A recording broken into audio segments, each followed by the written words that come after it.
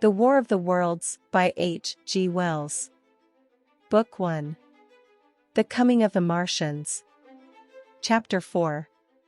The cylinder opens. When I returned to the common, the sun was setting.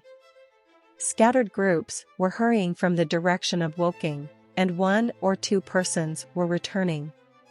The crowd about the pit had increased, and stood out black against the lemon yellow of the sky, a couple of hundred people, perhaps. There were raised voices, and some sort of struggle appeared to be going on about the pit. Strange imaginings passed through my mind. As I drew nearer, I heard Stent's voice. "Keep back! Keep back!" A boy came running towards me. "It's a movin'," he said to me as he passed, "a screwin' and a screwin' out. I don't like it. I may go and I am." I went on to the crowd. There were really, I should think, 200 or 300 people elbowing and jostling one another, the 1 or 2 ladies there being by no means the least active. "He's fallen in the pit," cried someone. "Keep back," said several. The crowd swayed a little, and I elbowed my way through.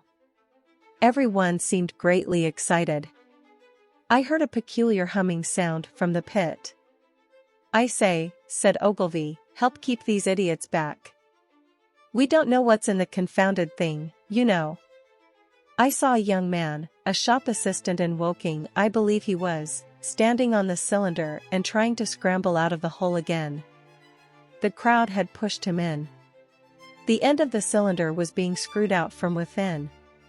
Nearly 2 feet of shining screw projected. Somebody blundered against me, and I narrowly missed being pitched onto the top of the screw. I turned, and as I did so the screw must have come out, for the lid of the cylinder fell upon the gravel with a ringing concussion. I stuck my elbow into the person behind me, and turned my head towards the thing again. For a moment that circular cavity seemed perfectly black. I had the sunset in my eyes.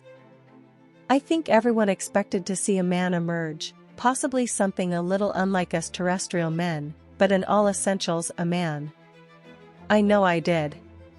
But, looking, I presently saw something stirring within the shadow, grayish billowy movements, one above another, and then 2 luminous discs, like eyes. Then something resembling a little gray snake, about the thickness of a walking stick, coiled up out of the writhing middle, and wriggled in the air towards me, and then another. A sudden chill came over me.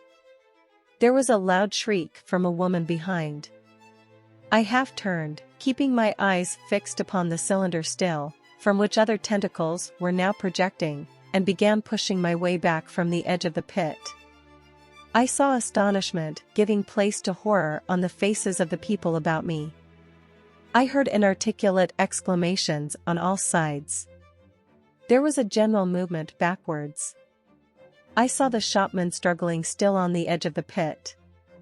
I found myself alone, and saw the people on the other side of the pit running off, Stent among them. I looked again at the cylinder, and ungovernable terror gripped me. I stood petrified and staring. A big grayish rounded bulk, the size, perhaps, of a bear, was rising slowly and painfully out of the cylinder.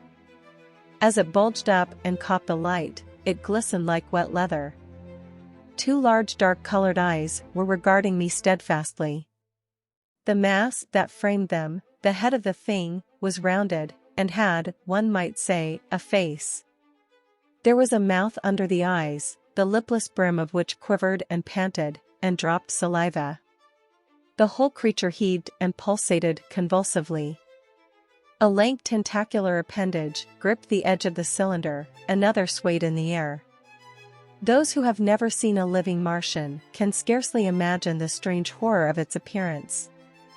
The peculiar V-shaped mouth with its pointed upper lip, the absence of brow ridges, the absence of a chin beneath the wedge-like lower lip, the incessant quivering of this mouth, the gorgon groups of tentacles, the tumultuous breathing of the lungs in a strange atmosphere, the evident heaviness and painfulness of movement due to the greater gravitational energy of the Earth, above all, the extraordinary intensity of the immense eyes were at once vital, intense, inhuman, crippled and monstrous. There was something fungoid in the oily brown skin, something in the clumsy deliberation of the tedious movements unspeakably nasty. Even at this first encounter, this first glimpse, I was overcome with disgust and dread. Suddenly the monster vanished. It had toppled over the brim of the cylinder and fallen into the pit, with a thud like the fall of a great mass of leather. I heard it give a peculiar thick cry, and forthwith another of these creatures appeared darkly in the deep shadow of the aperture. I turned and, running madly, made for the first group of trees, perhaps 100 yards away, but I ran slantingly and stumbling, for I could not avert my face from these things. There, among some young pine trees and furze bushes, I stopped, panting, and waited further developments. The common round the sand pits was dotted with people, standing like myself in a half-fascinated terror, staring at these creatures, or rather at the heaped gravel at the edge of the pit in which they lay.